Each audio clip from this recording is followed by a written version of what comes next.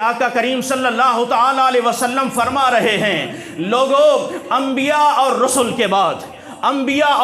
کے بعد اگر کوئی ذات بابرکات ہے وہ یا تو صدیق اکبر ہے یا عمر فاروق کی ذات بابرکات ہے۔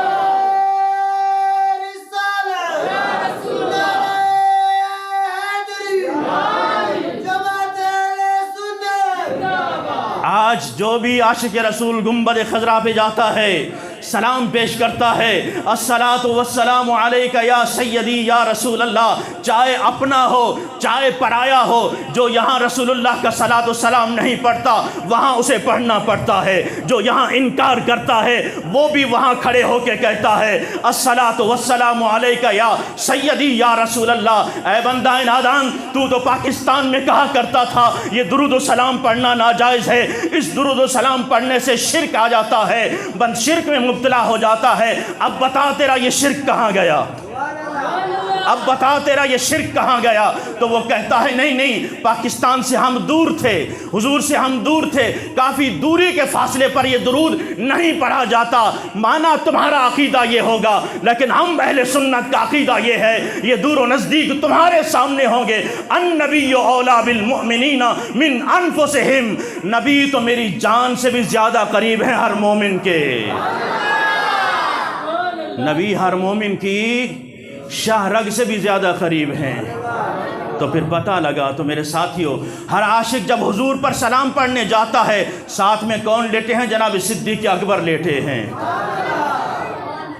جائیے سلام کیجیے انہیں بھی، السلام علیکہ یا امیر المؤمنین۔ تم نے ایک نبی کے زندہ ہونے کا انکار کیا تھا، ایک نبی کے زندہ ہونے کا انکار کیا تھا، میرے رب نے فرمایا اگر اس کے خلیفوں کو بھی زندہ نہ منواؤں تو مجھے رب نہ کہنا۔ سلام زندوں کو کیا جاتا ہے یا مردوں کو کیا جاتا ہے؟ زندوں کو کیا جاتا ہے۔ اللہ اکبر۔ مزید یہ بہت طویل موضوع، میں اپنے موضوع کی طرف آتا ہوں۔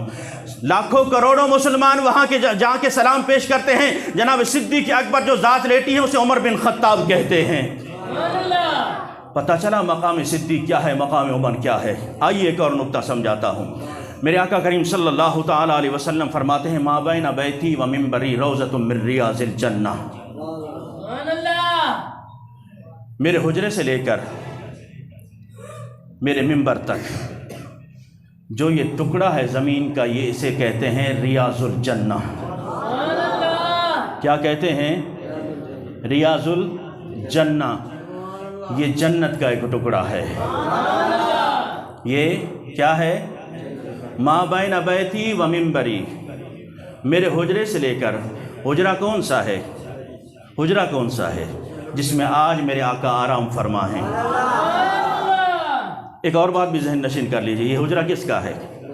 اگر حضور صلی اللہ تعالی علیہ وسلم سیدہ کائنات حضرت فاطمہ الزہرا، جو چونکہ یہ گھر ساتھ ساتھ ہی ہوا کرتے تھے، اگر وہیں پہ آرام فرماتے اور وہیں پہ اپنے آپ کو مدفن فرماتے تو تشیع نے کہنا تھا کہ دیکھو فاطمہ ہماری ہیں اور حضور بھی ہمارے ہیں، ہم تو الحمدللہ ویسے ہی سب کے غلام ہیں، چاہے وہ صحابہ ہوں چاہے اہل بیت ہوں۔ تو اہل سنت بھی کہتے کہ دیکھو سیدہ فاطمہ بھی ہماری ہیں اور حضور بھی ہمارے ہیں۔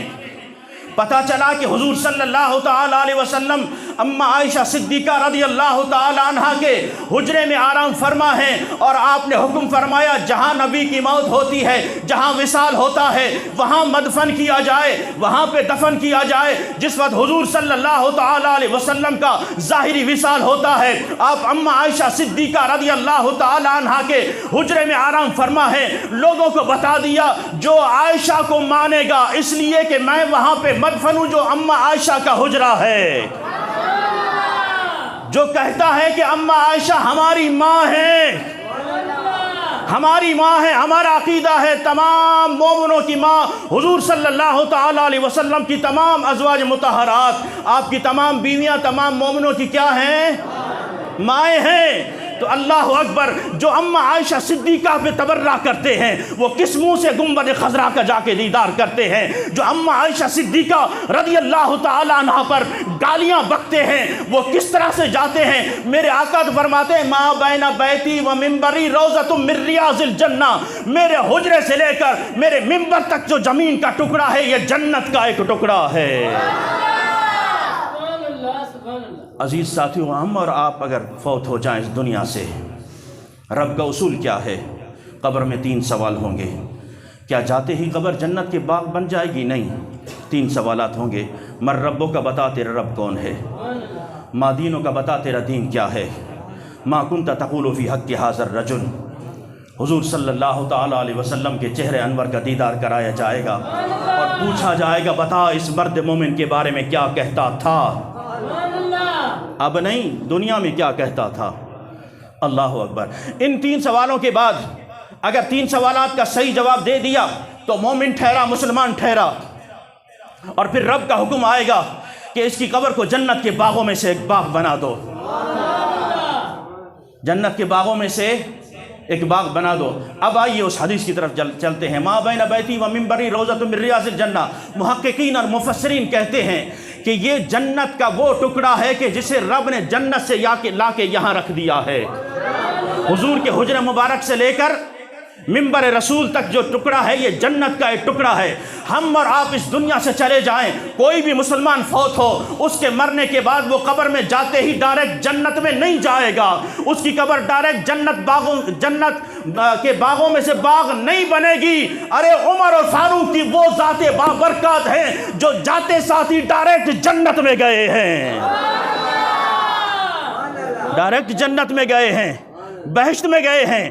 اس لیے کہ میرے آقا کریم صلی اللہ تعالیٰ علیہ وسلم فرماتے ہیں ما بین بیتی و منبری روضۃ من ریاض الجنہ، میرے منبر سے لے کر میرے حجرے تک جو ٹکڑا ہے یہ جنت ہے، یہ جنت کے باغوں میں سے ایک باغ ہے۔ اس لیے آج ہر عاشق جب بھی جاتا ہے کوشش یہی کرتا ہے کہ وہاں 2 رکعت نفل ضرور ادا کرے، وہاں 2 رکعت نفل۔ جسے اپنا پتہ نہ ہو کہ میں جنتی ہوں یا جہنمی، اور پھر وہ انگلی اٹھائے ان ذات بابرکات پر، جسے اپنا پتہ نہ ہو کہ میں مرنے کے بعد مرتے وقت کلمہ طیبہ بھی نصیب ہوتا ہے کہ نہیں، اور مرنے کے بعد قبر میں پھر میرا حشر کیا ہوگا، میری قبر جنت کے باغوں میں سے باغ مر۔ یہ 2 ہی صورتیں ہیں۔ اگر مومن مسلمان مرے اور صحیح سوالوں کے جواب دیے تو جنت باغوں میں سے ایک باغ ہوگی قبر، اور اگر معاذ اللہ ان سوالوں کے جواب نہیں دے سکے میرے آقا فرماتے پھر جہنم کے گڑھوں میں سے وہ ایک گڑھا ہوگی اس کی قبر۔ یہ 2 صورتیں ہیں۔ تو آپ خود فیصلہ کیجئے، جسے اپنا پتہ نہ ہو، اپنے انجام کا پتہ نہ ہو، اور پھر یہاں اس دنیا میں فیصلے کرتا پھرے اور ایسی ذات بابرکات پر اعتراض کرے جس کے بارے میں حضور صلی اللہ تعالیٰ علیہ وسلم فرما گئے کہ لوگوں تمہیں کیا معلوم صدیق اکبر کا مقام کیا ہے۔ میری بارگاہ میں جب جناب سیدنا حضرت جبریل علیہ السلام تشریف لایا کرتے اور بیٹھے ہوتے، کوئی بھی شخص آ جاتا تو جبریل امین کسی کا کھڑے ہو کے استقبال نہیں کرتے، کسی کا کھڑے ہو کے استقبال نہیں کرتے۔ لیکن لوگوں کبھی ایسا نہیں ہوا کہ جبریل امین میرے پاس بیٹھے ہوں اور صدیق اکبر آئے ہوں تو جبریل نے کھڑے ہو کر استقبال نہ کیا ہو۔ جس ذات بابرکات کا کھڑے ہو کر جبریل استقبال کریں اس کے مقام کا اندازہ کون لگا سکتا ہے؟ اور سرکار دو جہاں صلی اللہ تعالی علیہ وسلم سے محبت کا دھم بھرنے والوں، میں نے کہا نا کہ اہل بیت کے نام پہ کبھی صدیق سے دور کیا جائے گا اور صحابہ کے نام سے کبھی علی سے دور کیا جائے گا۔ ان کے منہ پہ تماچا مارتے ہوئے کہہ دینا کہ ہم وہ اہل سنت ہیں، ہم وہ رسول اللہ کے غلام ہیں جو صدیق کو بھی سینے سے لگاتے ہیں، علی کو بھی سینے سے لگاتے ہیں۔ ہم وہ حضور کے غلام جو حضور سے بھی ٹوٹ کے پیار کرتے ہیں، جو حضور کے صحابہ اور اہل بیت سے بھی ٹوٹ کے پیار کرتے ہیں۔ اس لیے ہمیں کسی کے چورن پر اور کسی ذاتی بنا پر ہمیں ان ہستیوں سے کوئی الگ نہیں کر سکتا، اس لیے کہ کروں تیرے نام پہ جاں فدا، نہ بس ایک جاں دو جہاں فدا، دو جہاں سے بھی نہیں جی برا، کروں کیا کروڑوں جہاں نہیں، جن ذات کی بنا پر تم ہمیں ان سے الگ کرنا چاہتے ہو، ارے تم سمجھے نہیں کہ ہمارا نظریہ کیا ہے، ہمارا عقیدہ کیا ہے، ہمارا عقیدہ کیا ہے؟ ہمارا عقیدہ یہ ہے کہ ہم نے صحابہ کو بھی مانا تو حضور کی وجہ سے، اہل بیت کو مانا ہے بھی تو حضور کی وجہ سے مانا ہے۔ یہ چورن کہیں اور جا کے بیچو، کسی اور کو ان کے نام پہ جا کے ورغلاؤ، جن کے دل میں حب مصطفیٰ رچ بس چکی ہے، خدا کی قسم جب علی کا نام آئے گا بھی ان کا سر تسلیم خم ہو جاتا ہے، جناب صدیق عمر کا نام آ جائے تب بھی ان کا سر تسلیم خم ہو جاتا ہے۔ اس لیے میرے ساتھیوں، اس پرفتن دور میں حضور صلی اللہ تعالیٰ علیہ وسلم کے صحابہ سے محبت کیجئے، اہل بیت سے محبت کیجئے، اور تمہیں معلوم نہیں کہ ان ہستیوں کا آپس میں پیار کتنا تھا۔ جنگ یمامہ جب ہونے لگی، میرے صدیق اکبر رضی اللہ تعالیٰ عنہ کے دور خلافت میں جب جنگ کی تیاریاں ہونے لگیں، صدیق اکبر چونکہ امیر المومنین تھے، آپ مسلمانوں کے بادشاہ تھے، خلیفہ تھے، فرمایا کہ لوگوں، پہلے جو بدری صحابہ تھے جو بدر میں شریک ہوئے وہ تو ہمارے تبرکات تھے، حضور کے تبرکات تھے، ہم ان کو کسی جنگ میں نہیں بھیجا کرتے تھے، لیکن اب ختم نبوت کا معاملہ ہے، اب ختم نبوت کا معاملہ ہے، تیار ہو جائیں بدری صحابہ بھی۔ سارے تیار ہو گئے، صدیق اکبر نے خود بھی جنگی لباس پہنا، خود جنگی لباس پہنا۔ صوفیہ کا درس دینے والوں ذرا غور سے سنو، سب سے پہلے صوفی جناب صدیق اکبر رضی اللہ تعالیٰ عنہ ہیں۔ جنگی لباس پہنا، جب آپ روانہ ہونے لگے، جناب مولا کائنات سے ملاقات ہو جاتی ہے، حضرت علی شیر خدا سے ملاقات ہو جاتی ہے، فرمایا امیر المومنین آپ کہاں چلے ہیں؟ اللہ اکبر، جناب صدیق اکبر رضی اللہ تعالیٰ عنہ کہتے ہیں اے علی میرا راستہ چھوڑ دیجئے، جب بدری صحابہ بھی جا رہے ہیں تو میں کیوں پیچھے رہ جاؤں، حضور کی ختم نبوت کا معاملہ ہے۔ جناب صدیق اکبر نے فرمایا جناب مولا کائنات نے فرمایا اے صدیق اکبر اگر تو چلا گیا تو پھر ہمارا کیا بنے گا، تو چلا گیا تو ہمارا کیا بنے گا، ان کی آپس میں یہ محبت ہو۔ فرمایا نہیں، یہ جنگی لباس آپ اتار دیں، پہلے ہم قربان ہونے کے لیے تیار ہیں، پہلے ہم قربان ہونے کے لیے تیار ہیں۔ یہاں تو چورن بیچ رہا ہے کہ صدیق اکبر یہ ہڑپ کر گئے، علی مولا پاک جو ہے یہ بغض رکھا کرتے تھے، نہیں، ان کی آپس میں وہ محبت تھی، تم سوچ بھی نہیں سکتے تھے کہ وہ آپس میں کتنی محبت کیا کرتے تھے۔